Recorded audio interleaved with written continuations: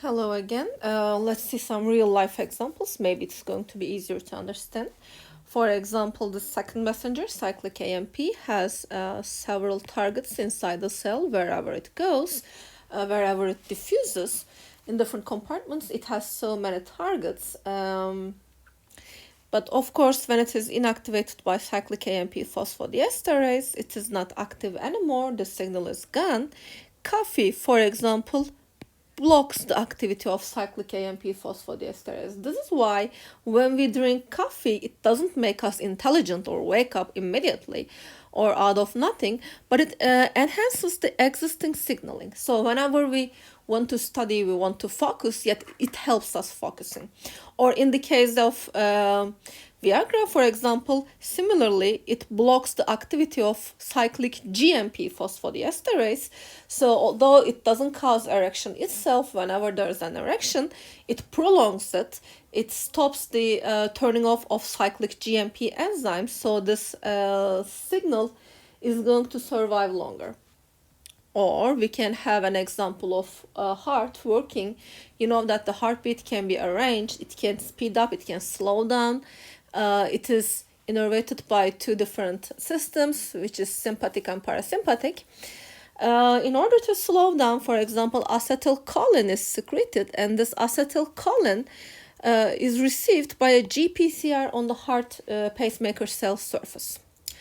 So normally the alpha and beta gamma subunits of the G protein were together, but once it takes the acetylcholine, the GPCR goes under an allosteric change. It pushes away the GDP so that GTP joins. So it breaks the complex into two, alpha subunit and beta gamma complex. Of course, the alpha subunit has its own target, but in this case, we will check the beta gamma complex. It goes and induces a channel. So unlike the channels that you have seen in neurobiology, this is an inverted channel. Normally, always we have seen this kind of receptors on the outer surface. This time it is inside, because this time it is taking the signal from inside the cell.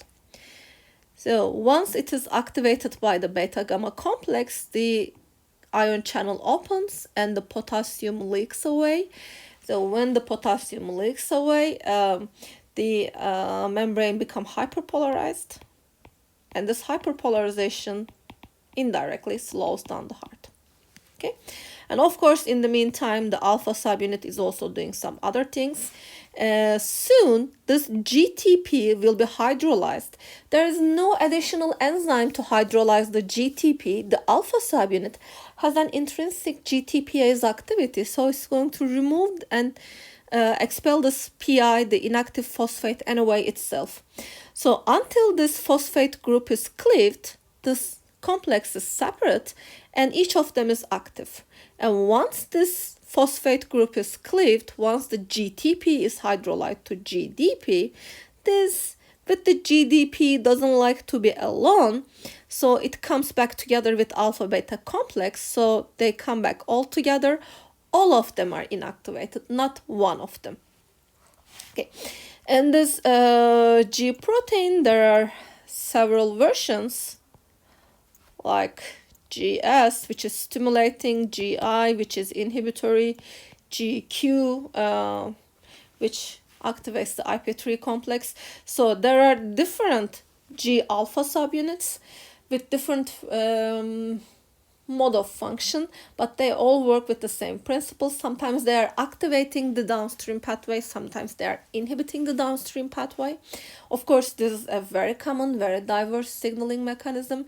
So what I'm telling you right now today is just a brief summary of it, and I'm telling the most common ones. Of course, there are other GPCRs inducing the G protein in different ways.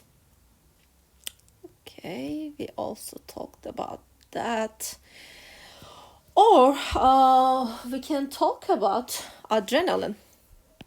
That's a hormone. People like this hormone, which is also a neurotransmitter, a lot.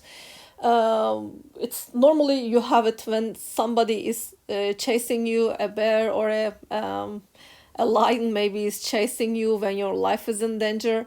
But sometimes people like it, so they want some activities. They do some activities to induce adrenaline. Personally, I don't like it at all. So when there is adrenaline in your blood, it means you're in danger. And when you're in danger, you need all the energy, because your survival at that moment depends on how fast you are and how successful you are. So use all the energy, which means get sugar from blood. Also stop storing glycogen, because normally when we have too much sugar, we should store it in the form of glycogen, so that just because we will use this sugar. Also burn some fat. Also the heartbeat should increase.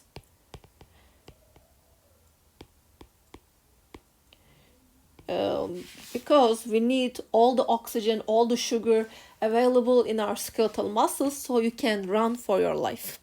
So how it is going to affect your skeletal muscles? On the cell surface, there is a GPCR. This GPCR receives the adrenaline signals. So in the previous case, where is that? Okay, why did I lose it? Yeah, it was an acetylcholine in the previous case. In this case, this is an adrenaline. So once it gets the adrenaline, the GPCR goes under an allosteric change, so it is going to activate the downstream pathway. Now, here you see the molecules. I'm going to write it as a signaling cascade. Please get used to the signaling cascade writing, because in the articles, this is what you're going to see. So adrenaline is the outer signal. It induces GPCR, which induces the G protein. And the G protein will be cleaved into two, G alpha and G beta gamma. In this case, the G alpha, which is this, is going to induce adenylyl cyclase. And maybe you remember from the previous video, it is creating the second messengers. In this case, the second messenger is cyclic AMP. So although there is just one acetylcholine, maybe just one alpha subunit, and actually it's just a few alpha subunit, although it is going to activate just few enzymes, you're going to have thousands and tens and thousands of this cyclic AMP. So at this step, the signal is amplified. Okay. The cyclic AMP is going to activate an enzyme, a kinase, a central kinase called pKa, which is protein kinase A. Now, this activity, having this conversion is total at the post-translational size level. So pKa, because it's a kinase, of course, it's going to phosphorylate the target. For example, in this case, it is going to phosphorylate and activate the phosphorylase kinase.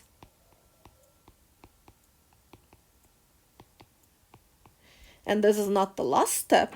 The phosphorylase kinase, as the name implies, it's a kinase itself. So it is going to phosphorylate another target, another downstream effector. In this case, it's glycogen phosphorylase.